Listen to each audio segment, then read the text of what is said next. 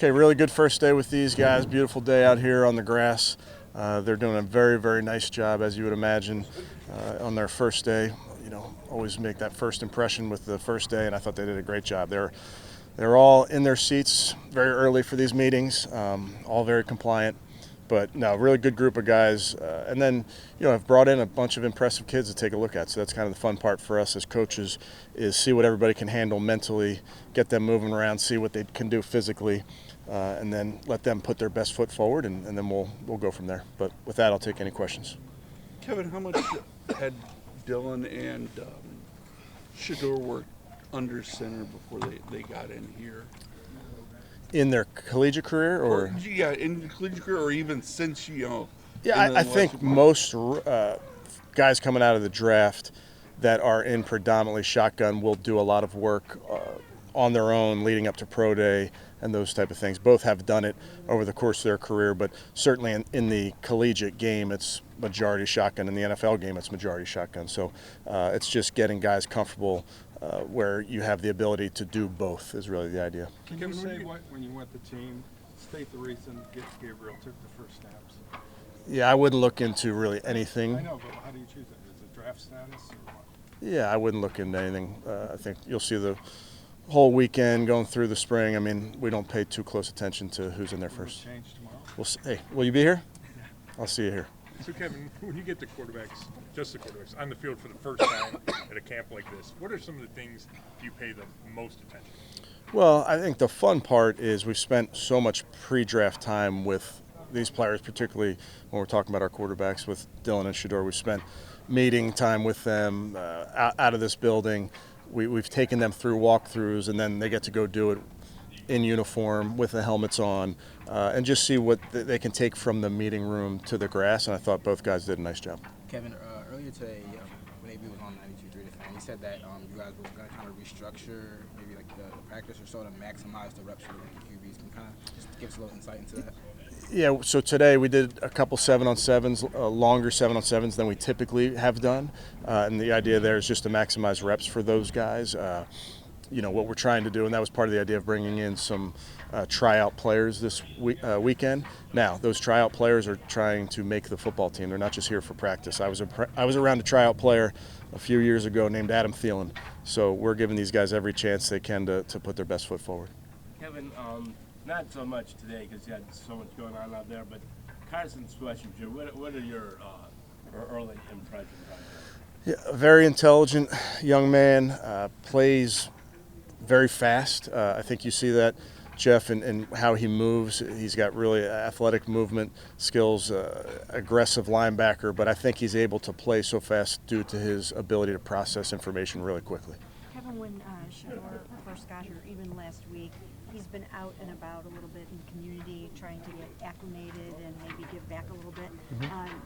Just what do you think of some of that, and does all of that go into your decision just in terms of quarterback leadership and different things? Yeah, I mean, I wouldn't go so far as to say that, Mary Kay. I would tell you we always encourage our guys to get out in the community, and I think our group does a great job here at the Browns. It's an important part of what Dee and Jimmy believe in, and we'll certainly talk to these young players about that, and they'll have opportunities to go out into the community. So if guys are doing it on their own, that's outstanding. What kind of early homework are you giving these guys as they head out to the facilities to obviously come back for this minicamp? They have a lot of homework. They have a lot of film to watch, playbooks to look at. You know, you don't want to overburden a player where he's not going to play fast, but you want to see what they can handle. You want to push them, not to their limits, but certainly push them. So there's studying that needs to be done. We'll install plays on offense and defense that maybe we won't even practice, but we want them to spend the time out of this building in their playbook, and then be ready to roll tomorrow morning. So they'll all sleep well. Kevin, kind of a similar question to the quarterbacks, but with Mason, I mean, obviously when D linemen don't have pads on, like what can you take away from these practices? Yeah, I think individual drills are always really important. I've never been around a defensive line coach or an offensive line coach that gets enough individual time. They always want more. So this is a great opportunity, particularly that we're doing these 7-on-7s, to have individual time. And you see over there, Jacques and Coach Morris are working these guys really hard and just indoctrinating them to individual. And when I say individual, we're talking about fundamentals and techniques. That's what you're working on in an individual. It's the foundation of what we do. So they have a lot of time to be able to teach our techniques, which always are a little bit different what they've been doing in the past. How many hours of prep work did it take to get a collection of 47 players to run a team in the 7-on-7 program? That's a good question. So we can't really talk to them until yesterday, Thursday, when they arrived. So it's a lot of I wish there was a secret to it, but it's a lot of just time in the meeting rooms, time on the board. I think it's helpful when you have a bunch of smart players, which I think we have that. And then the coaches kind of, once we get them here in the building, they were around the clock, maybe not completely around the clock, okay? Don't check me on that. But spending every waking moment that they had available to them to get them ready. And it's a lot of walkthroughs too. I should mention, I think we started this morning at 7 a.m. I bet you there was a ton of walkthrough at each position going on throughout the day. Kevin, we've seen Kenny Pickett and Joe Flacco, some photos of them, some videos of them working in the off-season program already. Just wondering, how is that side of the quarterback competition going so far? Yeah, I think the guys are working really hard. It's been a really fun group to work with in the meeting room, out on the practice field.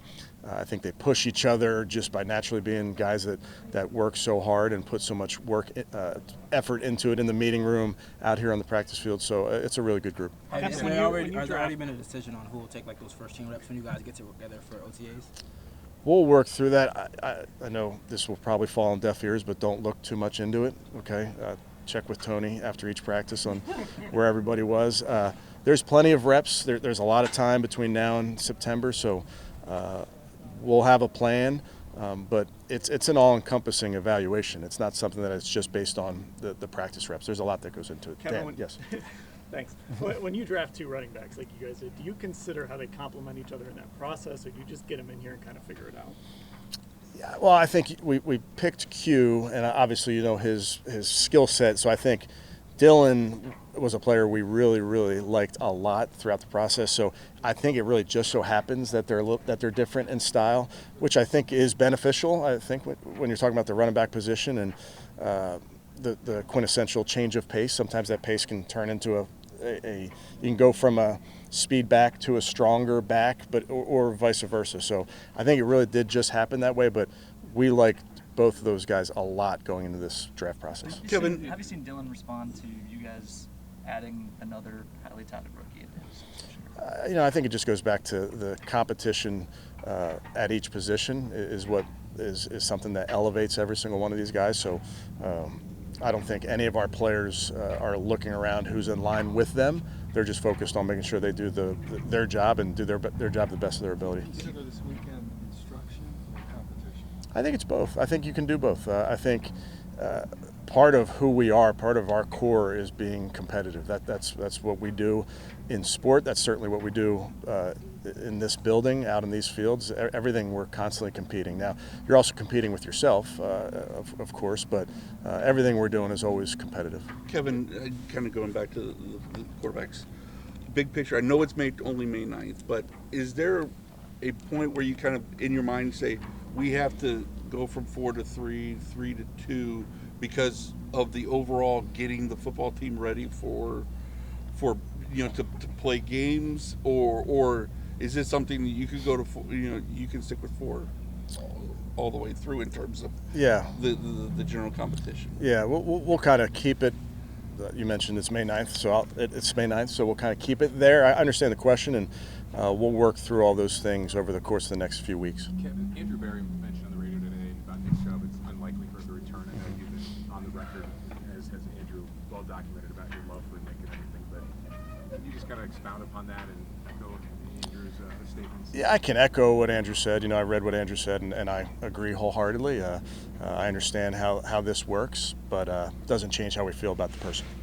Would there be a scenario that you would ever bring him back? Yeah, of course, and I think Andrew kind of said that as well. But again, Andrew said it better than I can, so let's stick with what Andrew said. Kevin, I know that you said don't read into anything, Mm-hmm. but I'm just looking for clarity, because given the importance of the position and the situation that you guys are in as a franchise at that position, you understand why people are asking for more insight, and you understand that not really divulging as much as people would love to hear. Yes. Do you want to expound on that? Yeah, I mean, I think for all coaches, as you can imagine, you put plans together to practice and get the guys ready for a season, but we don't have to put a depth chart out for such a long time, so it's not something that we're really focused on. How guys come off the field in terms of who gets the first shot at it. I mean, you may get the first rep of practice with the ones, but then the next period you may get the second group. So we vary it throughout. We're not as we're focused more on the totality of this competition, if you will, at every position, not just the quarterbacks. I told the players last night, we tell them this, we're evaluating everything they do, out on the field, in the meeting room, in the weight room. We want to see how they work. So this is a total evaluation. It's not just about one rep at rookie minicamp or one rep in an OTA. It's really all about the body of work. Was that good expounding? No, that was perfect. Thank you. In terms of the arm strength, the revolution on the ball, just footwork and things like that, were they sort of what you expected them to be? What were your first impressions of just them physically? Yeah, Mary Kay, I've seen both guys throw live, so and that's part of why it's so important in that process to get around those guys. So they were as advertised. I thought both guys did a really nice job, and there's so much to work on, and it's the minutia of the position. It's some technique things. It's the operation needs to get better. All those things. That's why we're here. That's why we're going to work really hard over the next few days to get these guys ready for when they join the veterans on Monday. So, Kevin, I was going to ask you think it's important to see guys throw live for the first time, right? That's part of the pre-draft process? Yes, I do. Yeah, I do think with quarterbacks you should see them live. So yeah. Once you see a guy throw a private workout or whatever, do you feel like then you know how a guy throws? I do. I do. Yeah, I do. And I think if you talk to a offensive line coach, he'd like to see a guy come out of a stance live, or a linebacker coach, he'd like to see a guy break on the ball. So part of it is just in that evaluation. You see it on tape, certainly, but I think being around the players can be important. It just depends on the position, how important. Kevin, how are you guys approaching the situation with Devin Bush after he got arrested? And was he in the building this week? He was in the building this week. I don't have much more to comment on past that, Dan, but we'll update you as there's more information. How much does the plan for a rookie minicamp get altered when it's rare that you draft two quarterbacks, right? Like, I didn't know if that's happened before in your career, but does it change the thinking, or do you go into the conscious, like, got to split these guys up more so maybe than if it was an undrafted? I think rookie minicamps over the last 20 years, that has changed. Back in the day, it was a full-on minicamp. It was 2 practices a day. It was a lot of reps, and there's been a effort to do a little bit less on the field in recent years. And part of the reason is these guys are on the draft circuit, and they're traveling to every building and organization for interviews, and it's hard to stay in football shape in that way. So you'd get guys hurt, really. So we're trying to balance the ability to get some live reps and see these guys move and still do it safely because it is May and these guys haven't been playing football in a little while. Regardless of who went first in 11 on 11s and 7 on 7s, it looks like you're trying to give them both almost an equal amount of reps. Is that accurate, or maybe 55-45? Yeah, that's fair. I think certainly for this camp, Mary Kay, that's the idea, and to split the reps. You guys are always talking about blocking out the outside noise. Obviously, there's a lot of hype that comes around Shador. What is your guys' role as in helping quiet that? Yeah, I've talked to our team many times over the years. We're not so caught up in outside noise. We kind of worry about what's going inside between our walls. We get that this game comes with a lot of attention, and that's the fun part of this business and the fun part of it for our fans. But for our work, we focus on what's between those walls.